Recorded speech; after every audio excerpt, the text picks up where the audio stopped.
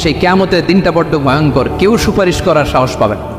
আরে আমার অবস্থা কি আমি জানি না, আমি আবার কারোর জন্য সুপারিশ করব? কথা বুঝেন নাই? আমার কি হবে আমি জানি, তা আমি আরেকজনের নিয়ে টেনশন করার সুযোগ কোথায়? ইয়া নাফসি আল্লাহ আমারে বাঁচাও, আমারে বাঁচাও, আমারে বাঁচাও। কাঁদতে কাঁদতে মানুষ হয়রান হয়ে যাবে, এ নাকি আবার আরেকজনের বাঁচাবে। বিশ্বনবী একবার ছাগলের রান খাচ্ছিলেন, রান খেতে খেতে বিশ্বনবী বলেন, আনা সাইয়্যিদুন নাসি ইয়াউমাল কিয়ামা,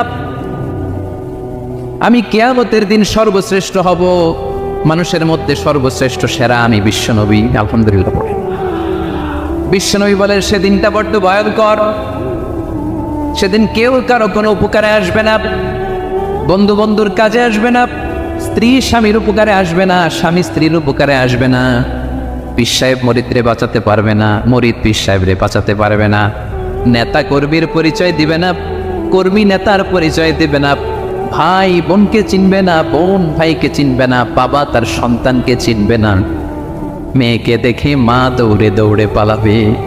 বড্ড ভয়ঙ্কর দিন। বিশ্বনবী বলবেন, জমিনটা এখনকার মতো থাকবে না, পুরো জমিনটা সমান হয়ে যাবে, ফ্ল্যাট, এখন তো গোল, তখন ফ্ল্যাট, সবাই এক জমিনের উপরে দাঁড়াবে, সূর্যটা মাথার কাছে চলে আসবে, সূর্যের গরমে মানুষের মাথার মগজ গলে গলে কানের ছিদ্র নাকের ছিদ্র দিয়ে বেয়ে বেয়ে পড়বে। সবাই হয়রান, পেরেশান, ক্লান্ত শ্রান্ত। মানুষগুলো বলবে বাঁচার কোনো উপায় নাই।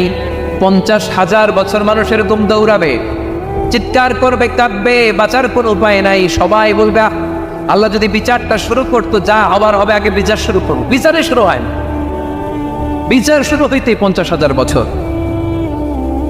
আল্লাহ, 50,000 বছর, 5,000, 15,000 না, 50,000 বছর এরকম যাব।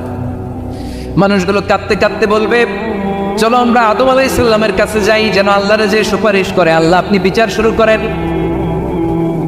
কিয়ামতের ময়দানে সবাই মিলে সাইয়েদনা আদম আলাইহিস সালামের কাছে যাই বলবে, ইয়া আবাল বাশার ইয়া আউয়ালাল আম্বিয়া, ও আদম নবী, আপনি দুনিয়ার বুকে প্রথম নবী, আল্লাহ নিজ হাতে আপনারে 60 হাত লম্বা করে বানিয়েছেন, আপনার সম্মানে ফেরেশতাদেরকে সেজদা দিতে বলেছেন, দুনিয়ার প্রথম নবী, প্রথম মানুষ আপনি, আপনি আল্লাহর যে সুপারিশ করেন যেন আল্লাহ বিচার শুরু করে।